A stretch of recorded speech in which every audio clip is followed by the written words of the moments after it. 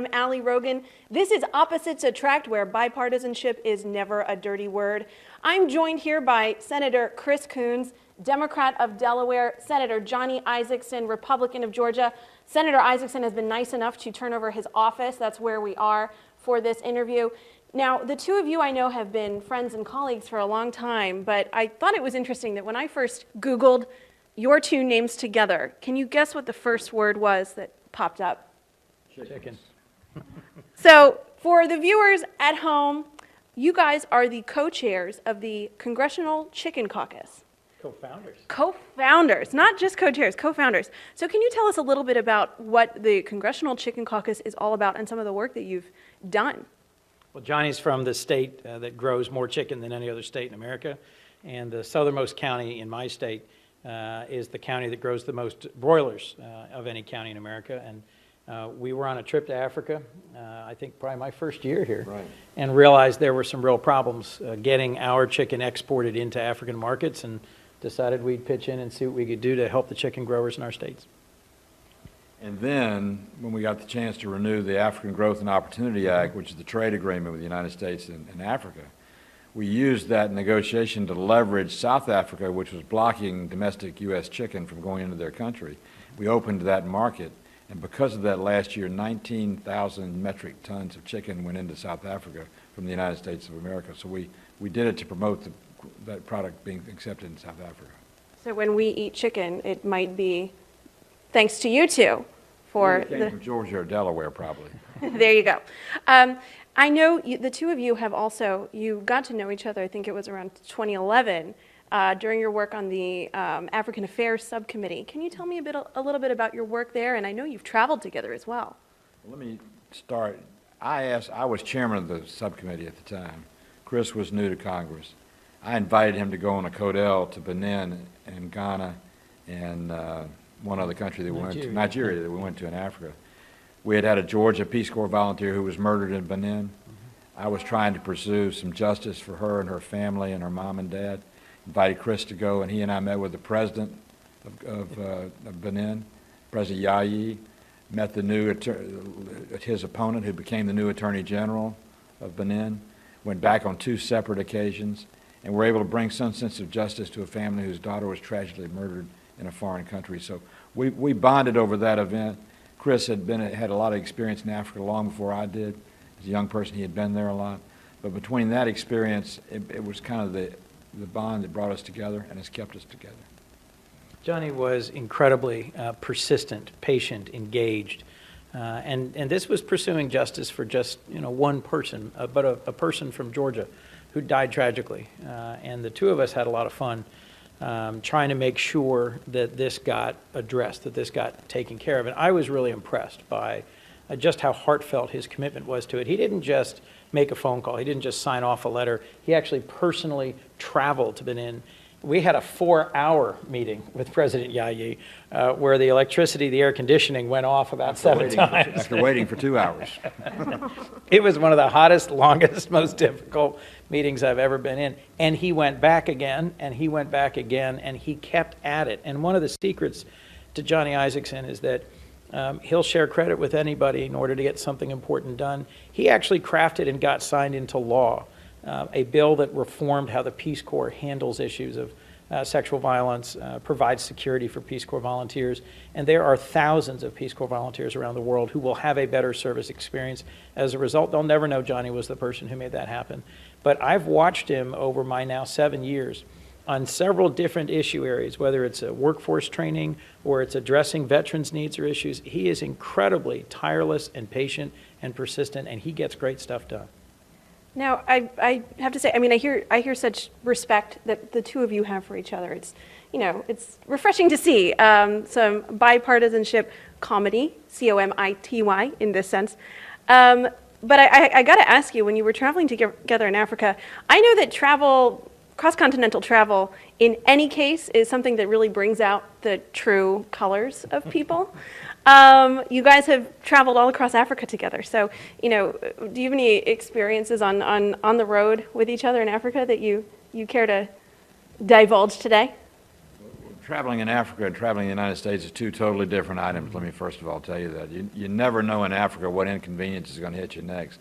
And you have to have a good traveler. And one good thing is Chris and I married good travelers. His wife, Annie, and my wife, Diane, have been with us on these trips.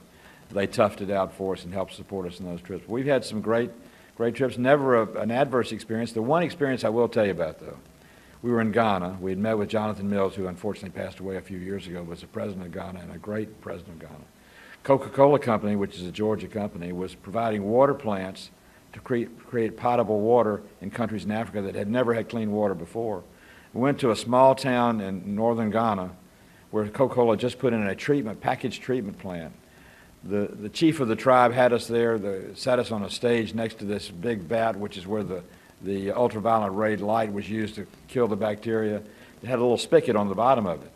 And they grabbed a Coca-Cola paper cup, filled the cup with the water out of the vat from the effluent that had been used to be treated to clean the water, and said, y'all see it, taste this, see how good it is. Chris had a glass, I had a glass. We looked at each other and I said, this may be the last glass we ever have separately or together, but we drank that all the way down. We survived and told the story, and it was a lot of fun. Wow, that is quite a story to be able to come home with. In addition to your travels in Africa, I know that the two of you have spent a lot of time together at the bipartisan prayer breakfasts that happen once a week here in Congress. How important is the ability to connect over matters of faith to the two of you? I think that's a pretty fundamental experience for those of us who view that hour as the best hour of the week. It's an hour where we trust each other and we listen to each other. And those are two things that just as a broader group here in the Senate, we just don't do enough. And what you hear from other members week in and week out is stories about their lives, their values, their priorities, how they got here. We focus on the things that can bring us together. We hear about each other's families and about losses, about concerns, about hopes. It's a chance to get to know each other as people and to get outside some of the bickering. And frankly, if you begin your day holding hands in prayer, it's pretty tough to throw a punch at each other later on the floor. Absolutely. Why do you think that spirit, which sounds organic and meaningful to everybody, why doesn't that translate more to what we see out on the Senate floor, out on the House floor every day, on TV? Well, with all due respect, the media doesn't like to cover things that aren't exciting, and that's not an exciting experience. It's a very personal experience. But it's good, and that's not a criticism of the media. They've got to sell their time too. But it's a time where we know that it's just going to be members of the Senate, usually 20 to 30 of us. Everybody's going to leave their weapons at the door and go in and look forward to a good, happy meeting together. And more often than not, things I've been able to accomplish in the Senate have been rooted in minor successes I had with somebody I met in the prayer breakfast, got to know in the prayer breakfast, and ended up working with you on that legislation. So, friendships are sometimes by chemistry or osmosis, but most times they're by effort. If you make the effort to get involved in an organization, to get to know your member, you'll have a better experience, and that's what the prayer breakfast is all about.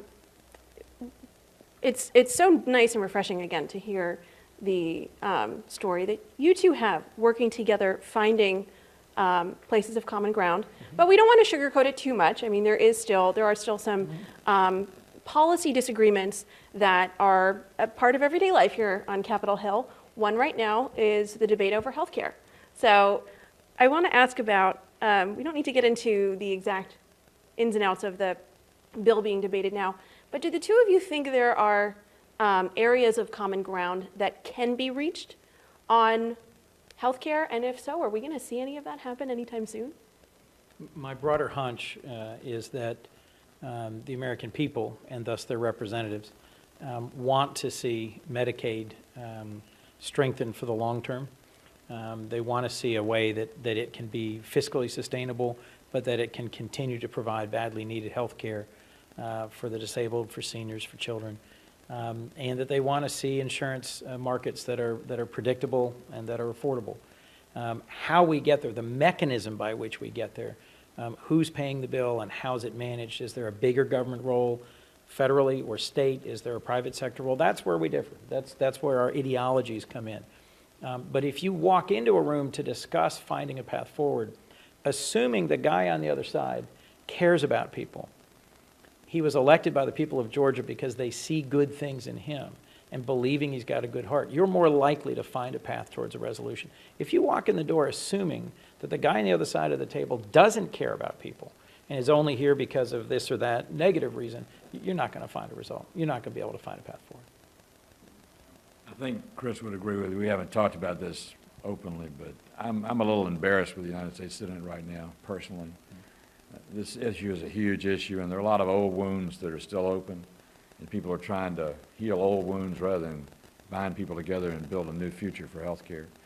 And we've got to get down to the job of doing that, and it's going to take the kind of things we described from the prayer breakfast and other things on our part to make the effort to bring people to get them to the table and say, let's leave our differences aside. Let's find out where we agree in common. When we see what's left, let's try and make it work, because not fixing this problem is not an answer. It's going to be the end of this session of the Congress through next year's elections, and will be what the next year's elections are all about. That would be a shame. We need to address the problems we've got, but do it in a positive way and move forward. Now, it's hard to talk about the legislative discussions that are going on without mentioning the White House and their influence, or lack thereof, but the tone that is coming out of the Oval Office right now. President Trump has made a habit of tweeting in such a way that I think might have surprised some members of Congress who have been here a long time.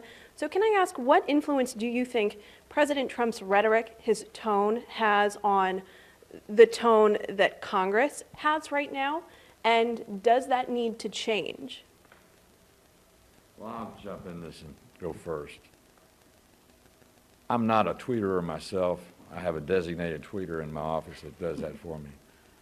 But I think what President Trump has done is opened a new communication between the elected official and the voter that nobody ever developed before.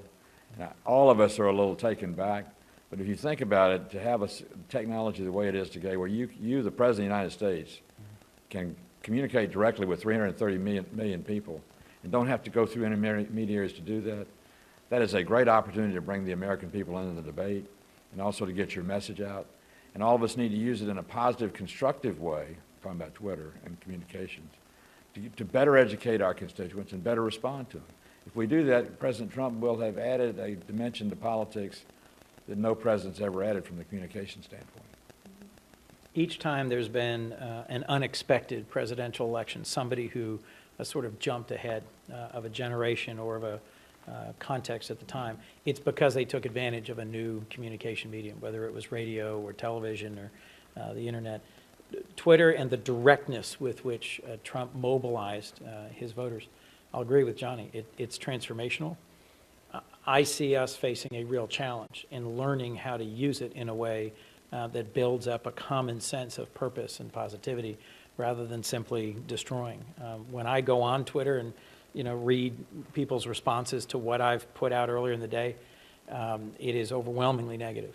And that makes it hard for me, at the end of the day, at the beginning of the day, when I go on social media and look at the comments, some of them are constructive and positive, but right now it's a lot of combativeness. And I think the anonymity of how people can interact with each other makes it harder for them to focus on building community rather than destroying it. We've got a lot of big challenges as a country. We have faced bigger challenges in our past. But if we can't find a way towards each other with this immediacy and this directness of communication, then I don't see a positive future for us. I think we have to find a way to use these tools to find each other. We've talked a lot about the president and members of Congress's ability to reach voters, but what about when it comes to talking with one another? Again, we see this, the very real and meaningful friendship that you have that has led to constructive legislation, but that doesn't really seem to translate to a lot of some of the battles that are going on in Congress right now when it comes to the legislative items that are on the table. There is a lot of, acerbic discourse going on. I don't think that's a surprise to anyone that I would say something like that. Why do you think so much of the the friendliness and the putting your weapons at the door that you speak of? Why? I mean, I know some of it is the media's fault. I'll cop to that. But is that it? Is that the only ingredient in this stew that needs to change, or what else is there? A combination of things have changed, and I don't know what the path is to address them. Parties have gotten weaker. The Republican Party and the Democratic Party as an organization, institution, has become weaker and weaker as the sources of funding for campaigns and the sources of volunteers for campaigns has become disaggregated. Citizens United opened up a whole new range of individuals making massive contributions to support candidates, and that's changed some. First. Second, cheap jet travel means that senators go home to their districts, their states, every weekend. I take the train, but the majority of senators are not raising their families here. They're not living here. They're going home because now that it's possible, which it wasn't 50 years ago, folks feel an obligation to be home every weekend they can. And then third, the pressures of fundraising. You know, how much is spent on a campaign has gone up dramatically. When I've talked to Joe Biden, Vice President Biden was my predecessor, and he talked about how much he raised and spent in a 6-year cycle is now what I'm raising in a 1-year period. And for truly contested Senate races, they're $50 or $100 million. That means the amount of time spent traveling to do that fundraising around the country. All of that pulls us apart. And then the media, which is no longer, you know, 3 big networks, but is now hundreds of different channels, that further accelerates it because your ability to raise money is tied to your ability to get on TV. Where do you get TV time? The more combative cable channels and networks, all that reinforces. But what I hear in Delaware, and my hunch is what Johnny hears in Georgia, the average Delawarean, when they get a chance to buttonhole me outside the grocery store or after church, they want me to work across the aisle. They want to hear what I've introduced that's bipartisan. They want to know how I'm solving problems. It's great to see me on TV, you know, saying stuff, but they want to know what I'm doing to solve problems. That's what I hear in every county in my state. And it should be quite clear, as you use the term acerbic, the acerbic tone and tenor of the debate in the United States Senate is not the press's fault, it's our fault. We're the debaters. We have a lot of the responsibility to the tone and tenor. We all have got to do a better job of that as members of the Senate if we're ever going to get the body back to a more reasonable negotiating body and a less acerbic body. Okay, let's turn to more lighter topics. I know that the two of you are neighbors in the Senate. Is that right? Yeah, we're in Senator Isakson's office right now. We see all your memorabilia, a lot of footballs in here and stuff like that. But the two of you are right down the hall from one another.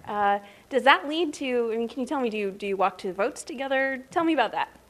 The great thing about it is we get to run into each other just casually all the time, going in and out, heading to the floor, going back and forth, often first thing in the morning, last thing in the day. And Johnny's just, he's easy. He's great company. He's always friendly. He's always got something positive to say. So even in the toughest day, he's got a smile and he's got a story. And that, you know, frankly, in an environment where that's not always the response you get from other colleagues, it's great to have a neighbor who's a friend. This is a tough job, but you don't need to make it tougher by making enemies. You need to make friends. Chris is one of the first. When he got elected, I think I was one of the first people to go to him and ask him to be a part of some things we were doing. And that's evolved. We co-chair the Ethics Committee now. We work on the Africa Subcommittee now. Our wives are good friends now. We've become very good friends over having the honor and privilege of being able to serve as United States Senators. The last question I have for you is, you know, ostensibly you come from very different environments, you know, Georgia, Southern gentleman, Delaware Yankee. So what's one thing that you have learned from one another? I know I'm putting you on the spot here, but. Well, this is one of those sort of simple truths, but it's got power to it. Johnny helped me get my very first bill passed. I was a brand new freshman. I was really having trouble getting a bankruptcy judgeship bill done because Coburn and Durbin, who were in, right? You remember that? Tom Coburn, Dr. No, right? Dick Durbin. I had a moment where stuff just wasn't going well, and I was presiding at the time because my party was in the majority, and I looked my face. I just had steam coming out of my ears, and he came in because I just had a spectacularly unsuccessful effort at negotiating path forward. Johnny comes up and he goes, "What's going on? You just don't look very happy today." And so I explained the whole thing, and he goes, "Just give me a minute. Let me see if I could work something out." And over the next, half an hour, I watched him. He goes over here, he talks to this one, goes over there, talks to that one, goes over, listens a little bit, nods, takes a note, comes back. He says, you just give me a day. I think we can work this out. Sure enough, by the end of the next, that bill would not have happened without him figuring out exactly who was willing to move in what way. His ability to have those conversations was rooted in a very wide range of senators, Republicans and Democrats, all across our ideological range, liking him and respecting him.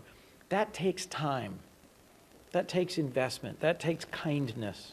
And so things that I couldn't have done legislatively, he could do because he had earned a reputation. He's not just my favorite Republican.